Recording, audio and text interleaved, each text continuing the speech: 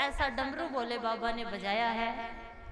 जटाटवी गलज दलज प्रभा पावित स्थले गले वलम विलंबिताम भुजंग तुंग मल्लिकाम डमड डमड डमड डमड निनाद मड्डमोरियम चकार चंड तांडवम तनो तुने शिवे शिवम।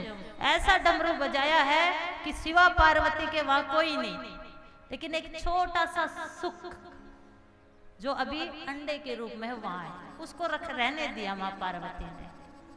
अब कथा सुनाते सुनाते पार्वती को नींद आ गई और कथा सुनते सुनते वो सुख अंडे से बाहर आ गया। बोलना पड़ेगा। 7 दिन की कथा उसने सुनी, मां पार्वती ने 6 दिन की कथा सुनी।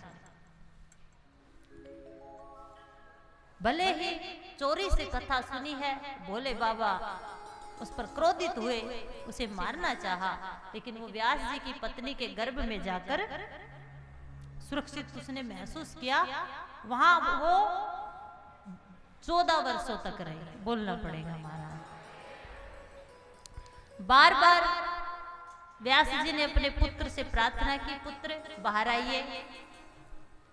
तो श्री सुखदेव जी कहते कि पिताजी बाहर माया है, बाहर माया है। बोलना पड़ेगा महाराज। यहाँ बैठी कोई माता जी ये ना समझ ले कि मेरा नाम माया है, मैं ही माया हूं। नहीं, ये भगवान की माया है जो हमें इस मोह में, इस संसार में, इन संसार के बंधनों में बांधे हुए है।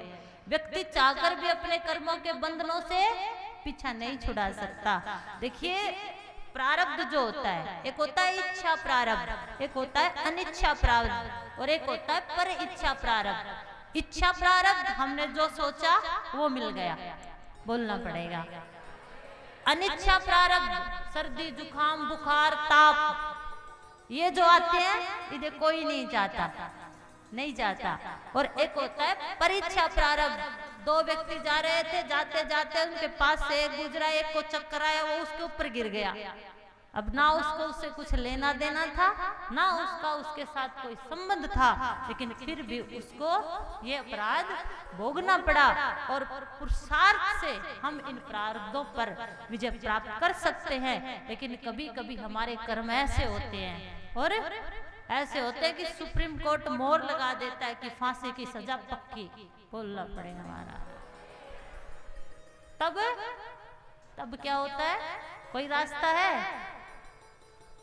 जब सुप्रीम कोर्ट भी मोहर लगा देता है फांसी होनी है, तब अगर अपील राष्ट्रपति के पास पहुंच जाए तो मुक्ति मिल जाती है। इसलिए भगवान का नाम, भगवान की कथा और भगवान का संग आपको संसार के पाप ताप संतापों से बचा लेता है। भले ही सुखदेव ने चोरी से कथा सुनी है, लेकिन उसने कथा सुनी है। बोलना पड़ेगा महाराज। उसने कथा को सुनकर माँ के गर्भ में रहने का निश्चय किया है, ये विचार किया है कि मुझे संसार में नहीं जाना, मुझे गर्भ में ही रहना है। क्योंकि गर्भ में जब तक बच्चा रहता है, इतनी गंदगी में वो बार बार भगवान से प्रार्थना करता है, उसको बार बार भगवान की याद आती है। और आपके जीवन में जब आपका बेटा लात मारता है, आपको दुख, आपको चोट पहुंचाते हैं, तब आपको भगवान की याद आती है। अगर आपका बेटा आपसे प्यार करता है तो किसी को भगवान की याद नहीं आती। बोलना पड़ेगा महाराज। इसलिए जीवन में चोट लगे बेटे से या किसी भी वस्तु से व्यक्ति तो समझना कि भगवान आपको याद कर रहे हैं।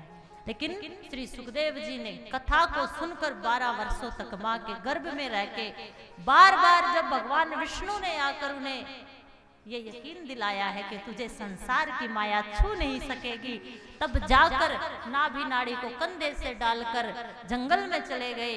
ना माँ को माँ कहा, ना पिता को पिता कहा।